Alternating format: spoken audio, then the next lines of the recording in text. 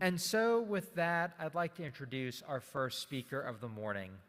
Kate Lacivita is a master's candidate at SCAD, the Savannah College of Art and Design in Savannah, Georgia. She's also an interpreter at the Telfair Museum in Savannah.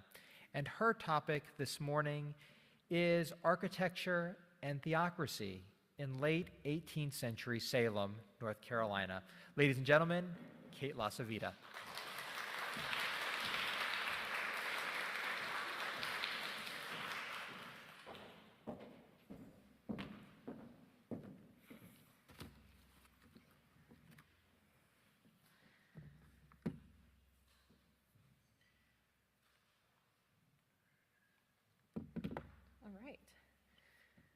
Well, good morning, everybody. Before I begin, I want to do some thanks of my own, but of course, thank you all for joining here in person, but also our friends virtually that are tuning in.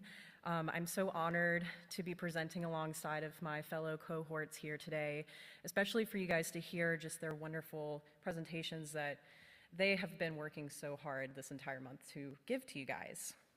Thank you to Leah and Daniel, and of course all the MESDA team for such an amazing journey, to Johanna and Martha for helping me understand Moravian culture, to Joffrey Taylor and Robin Williams at SCAD for sharing their knowledge about architectural historic drawings, and to Amari at Telfair for encouraging me to do this program.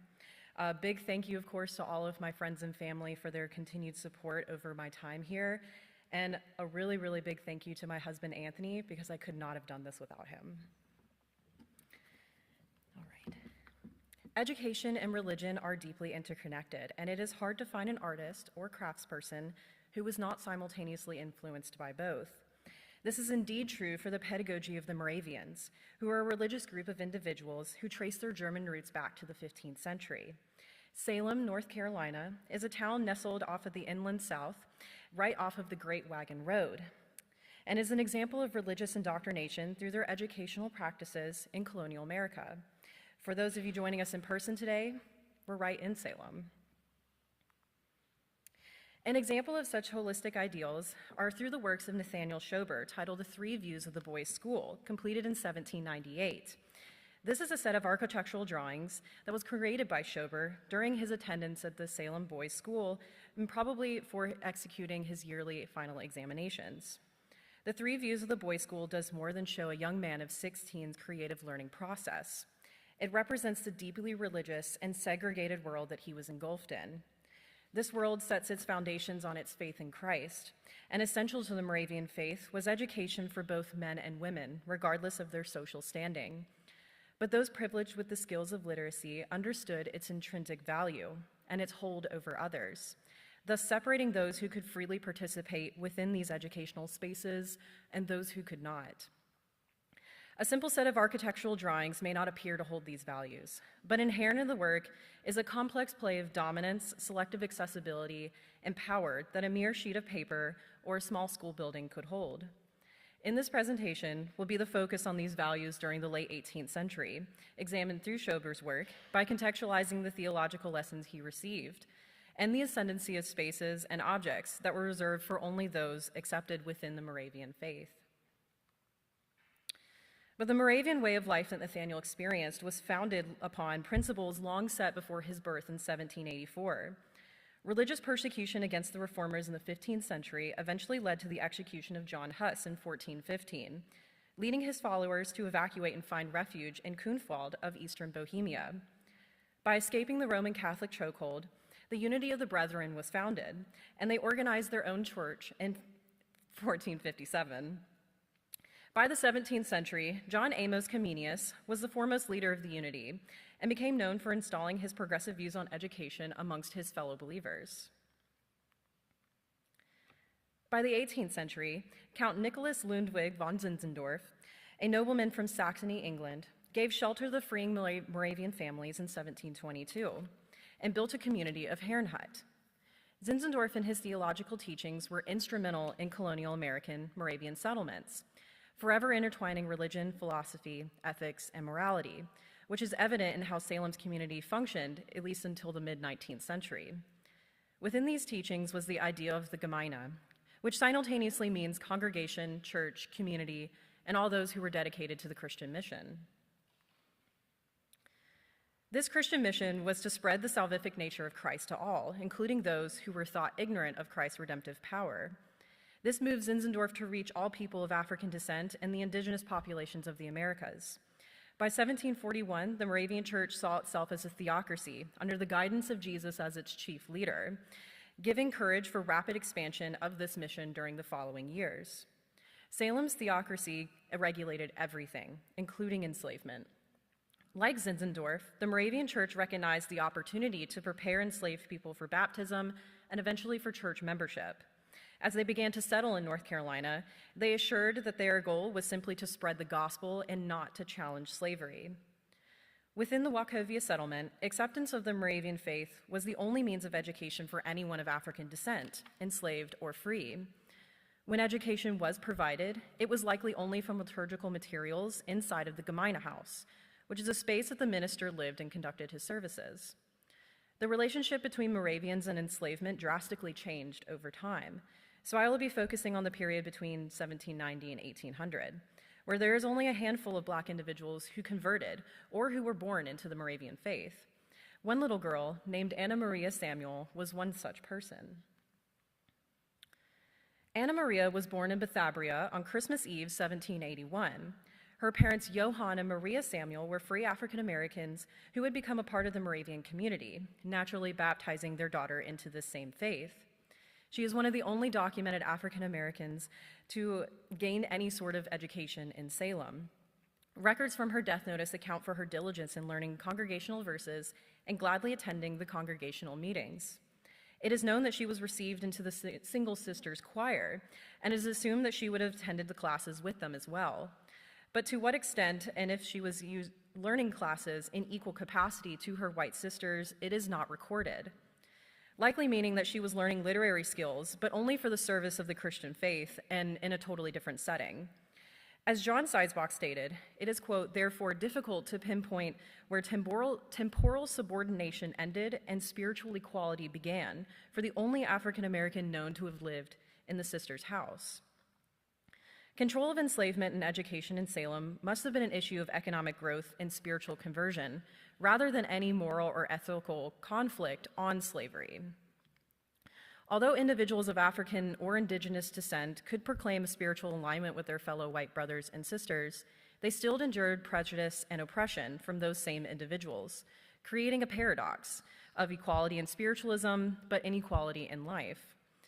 In an era where most white enslavers feared that literacy would instill resistance amongst the enslaved community, the Moravians believed that it would actually help instill obedience. Education was indeed essential for Moravian salvation, and it was not divorced from daily religious practices. In Salem, like its sister settlements, education was separated by gender and age. For the 7-year-old Nathaniel, this education began at the Boys' Academy in 1792. Not much is known about Nathaniel's early life, but in understanding the education that he received and alongside his memoir written at his death, however, it was not written by his own hand, we can then glean much about who he might have been and who he was. At age 8, Nathaniel requests to leave his parents' home in order to lodge at the academy, so long as he would solemnly covenant to become a servant of the Lord and apply all of his acquirements to that purpose, which was unusual given that boys did not completely leave their parents' house until about 14 years of age. A catalog of books belonging to the boys' school in 1819 lists several religious and classical books in their inventory that help us understand Nathaniel's education. On the screen, I have highlighted a sample of books. Secular works that teach architecture, geometry, or mathematics are colored green. Other religious works are in yellow. For instance, Zinzendorf's recorded sermons, theological doctrines, biblical commentaries, and discourses. These are assumed to have been used as teaching materials for Nathaniel in his formative years. And there is no doubt that Nathaniel was religious and also loved school. He even became a room supervisor in the brothers' house in 1800. At 16, he is recorded to traveling west to the Cherokee Nation in order to preach the gospel. But he did fall from his horse and almost drown in the river, so he did not complete that journey. Many documents do state how sickly and weak he had been throughout his life, and he certainly would have continued to seminary school had he been healthy enough to travel this distance. But religion and education are also evident in his architectural drawings that he completed 6 years after beginning these rigorous studies. And I would like to focus on this set in its entirety now. But I do believe that there is a missing image that would make 4 views rather than the 3 that we see.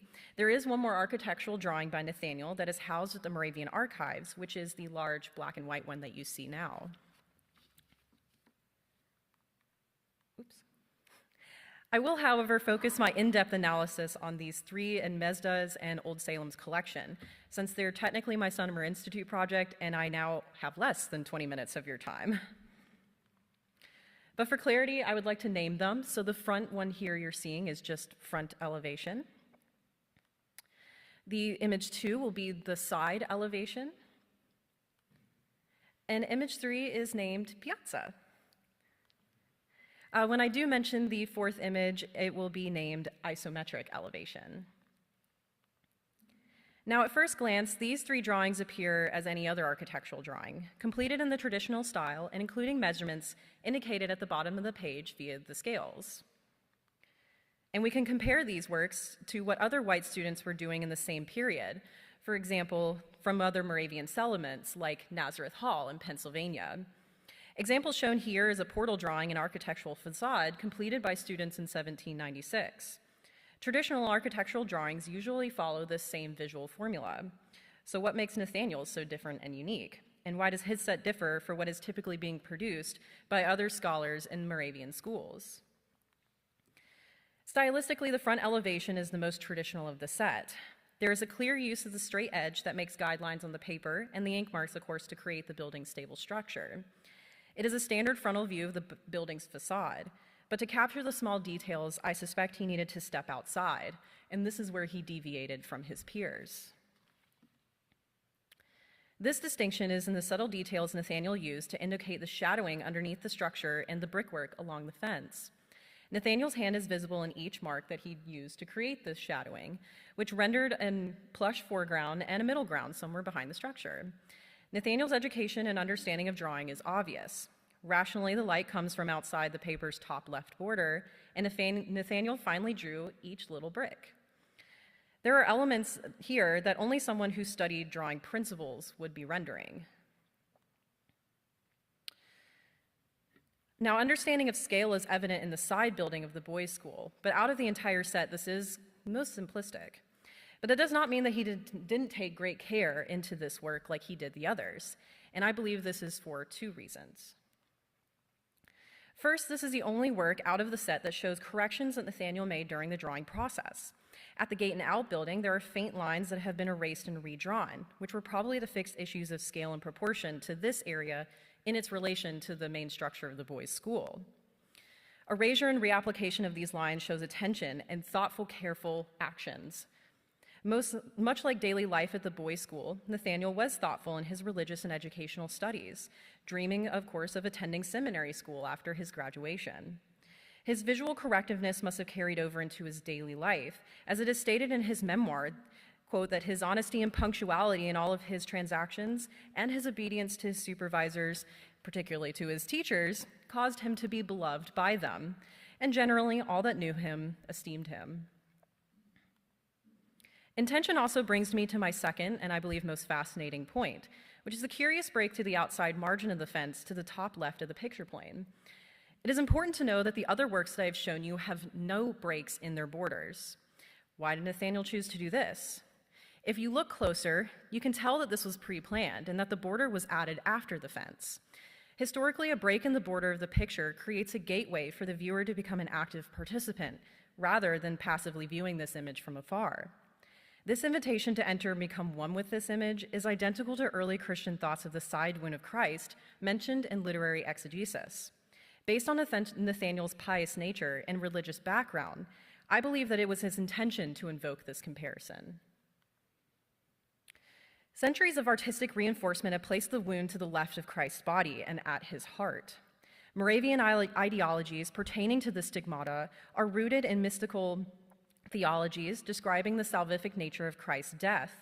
Climbing into the side wound and creating a home inside of his body was not uncommon language, and it was meant to help explain the need to become one completely with God.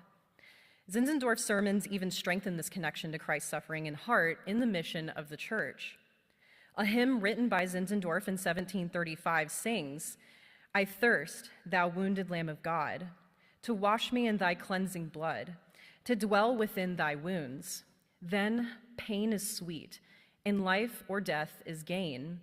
How blessed are they who still abide close, sheltered in thy bleeding side."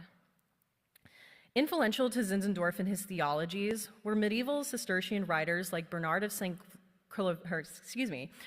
Clairvaux or St. William of Terry, who vividly described the side wound as a secret place, hidden from the world until the soldier Longinus pierced the side of Christ, from which outflowed all of the mysteries of redemption.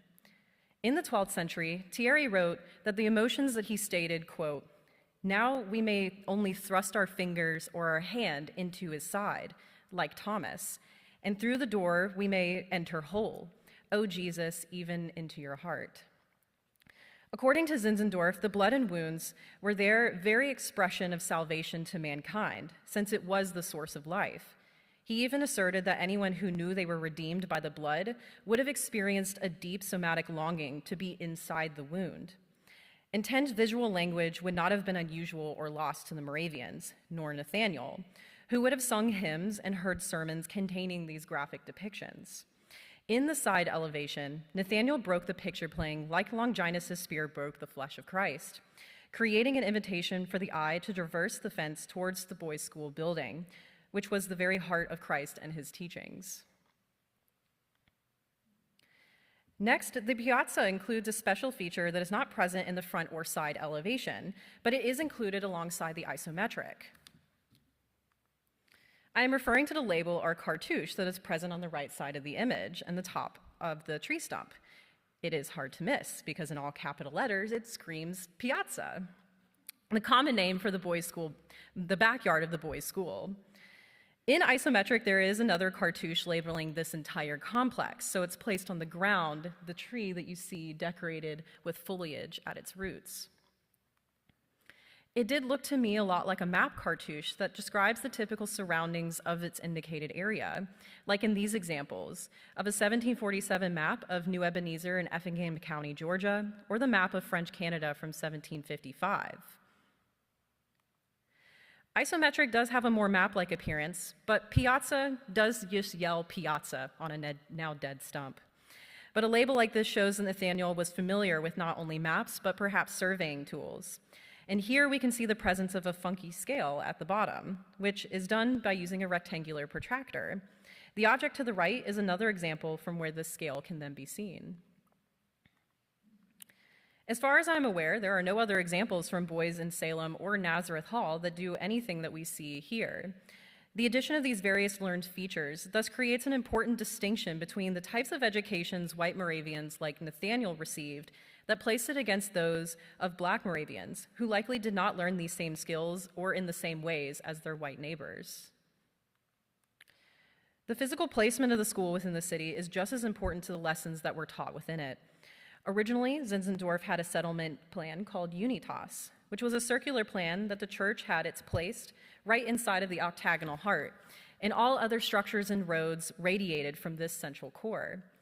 However, that was scrapped by Wachovia administrator John Friedrich Marshall for a more vernacular plan that focused its main buildings, for instance, the Gemeindehaus, off a centralized city square, and all other establishments deemed as disruptive or negative to its influence of the residents were to be set outside of the town. This plan does not take away from the centralized prominence of its community buildings like the boys' school or the Gemeindehaus off of this center.